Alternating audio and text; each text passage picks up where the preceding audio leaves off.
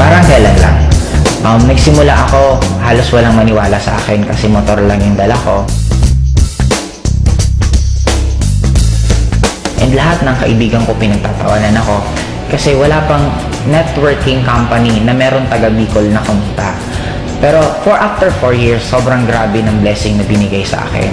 4 years, 4 na sasakyan.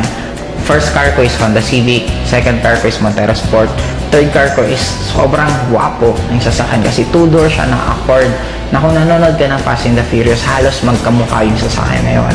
Pang fourth car ko, normally halos ito yung nagiging ultimate goal eh. Fourth car ko is Hummer. Na ang kagandahan dito, may maliban lang kasi since ang taas ng gas consumption ng Hummer, binigyan pa ako ng in-global ng bonus na profit sharing na worth 600,000.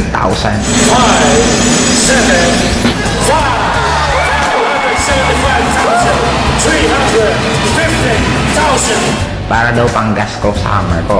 And ang pinaka naging blessing sa akin this year, kasi binigay pa sa akin ng AIM, yung isa sa pinaka-pangarap ko, yung makakita mismo ako at makahawak ng snow.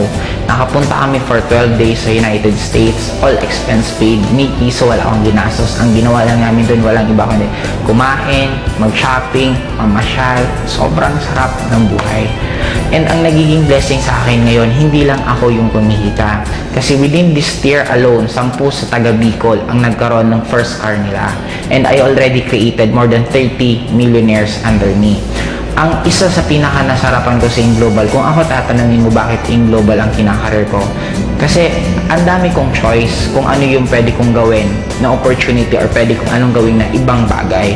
Pero kaya In Global ang ginawa ko for 2 reasons lang. Number 1, kikita ka ng sobrang daming pera in a short span of time.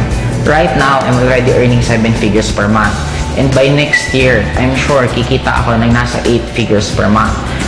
Ang pinaka-bottom line sa akin, hindi lang yung pera, pero yung magkakaroon ka ng lots of time para i-spend mo sa loved ones mo. Kasi for me, yun naman talaga ang pinaka-essence ng buhay. Money, importante, pero ang pinaka-importante sa lahat is hindi ka mawala ng time para sa loved ones mo. Kaya kung ikaw yung tipong tao ngayon na namumroblema ka ng pamasahe mo, namumroblema ka ng tuition ng anak mo, namumroblema ka ng kuryente, namimiss mo yung mga pamilya mo kasi nasa malayo kang lugar na ginagawa mo yun para ka lang kumita, meron ngayon na isang In Global na kaya nang ibigay lahat ng pinapangarap mo.